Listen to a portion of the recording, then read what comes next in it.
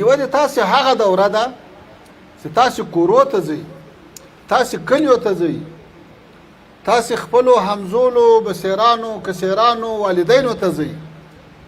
دې شي ته به ډېر متوجه اوسئ ورونو چې کله خپل وطن ته او خپل کلی او خپل کور ته ولاړ شئ، هلته له ځانه مطلق واجب الاحترام مه جوړوئ چې ولا زه خو ډېر لوی سړی یم او تللی وم هلته مې سبقونه ویل، اوس راغلم نو زه تر مور و پلار هم غټ یم، زه تر مشرانو ورونو هم غټ یم، او که هغوی د کور کار کوي، که هغوی بزګري کوي، که هغه مزدوري کوي، که هغه خواري کوي، نو زه یې نه ورسره کوم. نه، دا مه کوئ چې ته هلته ولاړ سې بیا دا رسختۍ ته په منظرو تېروې. څو شیان به کوئ. زموږ تاسې په ټولنه کې د ځینو شیانو کمبود راغلی ده. یو په هغو کې لویه خبره صله رحمي ده، او د صله رحمي په هکله څومره زیات روایتونه راغلي دي.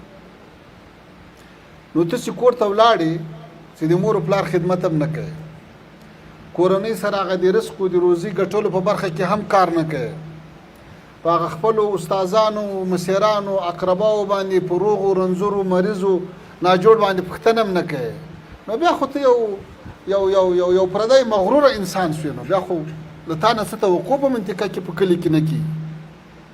نو په دې برخه کې ورونو باید ډېر متوجه واوسئ د خپلې کورنۍ په هکله، کار ورسره وکړئ، لږ به بلد هم سئ، د راتلونکي ژوند دپاره به تربیه سئ. سبا ته دې دغه ژوند خاوند دی، سبا ته د کور خاوند دی، سبا ته د اولاد خاوند دی، سبا ته د زراعت او د مالدارۍ او د وظیفې خاوند دی.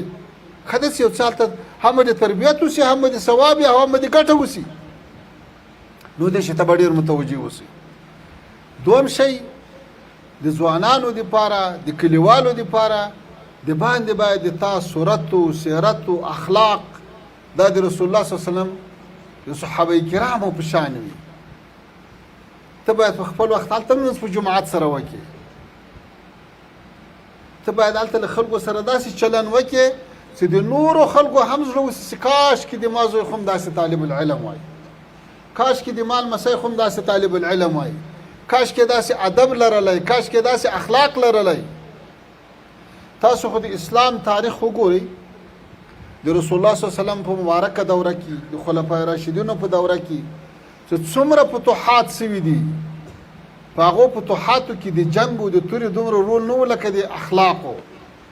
چې صحابه کرام به کومې سیمې ته داخل سو، په جوپو جوپو خلک به په اسلام کې داخلېدل، ځکه د دوی اخلاق به ولیدل، د دوی هغه رویه به ولیدله، نو په هغه شکل به بیا اسلام قبول کو.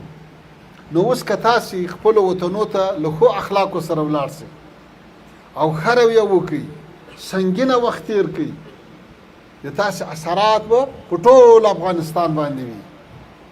او چې یو کس د تا په توسط باندې لاره د هدایت پیدا کړي، دا خو تا ته تر سرو اوښانو ښه ده. نو دې اړخ ته ورونو ډېره زیاته توجه وکړئ چې په کور او کلي کې وخت عبث تېر نه سي. مطالعه کوئ، له پردیو افکارو به ډېر ځان ساتئ، له بدو خلکو سره له ناستې ولاړې له دې نه به ځان ډېر ساتئ، ځکه دا د دې اثرات بیا ډېر بد وي. صحبت طالع ترا طالع کند، صحبت صالح ترا صالح کند. اوس که د تاسې ناسته ولاړه له بدو خلکو سره راسي، له پردیو افکارو سره راسي، خدای ناخواسته ټول مسیر به دې بدل سي، دنیا او آخرت به دې دواړه ولاړ سي. نو ټول عمر د ټولنې په چوکاټ کې اوسېږئ. دا دومره لوی اسلامي عمارت، دا د علماو دومره لوی ټولنه، دا دومره لوی جامعه، دا دومره با تجربه مشران چې تاسو ته خدای درکړي دي چې د چا 10 کاله، د چا 40 کاله، د چا 48 کاله په جهاد او سیاست او مبارزه او علم کې راتېر سوي دي.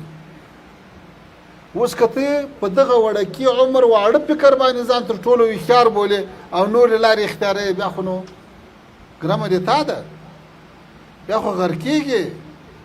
څو د توان رسي په لوی دریاب کې ګرځه، په ویالې کې د زوال وینم نهنګه.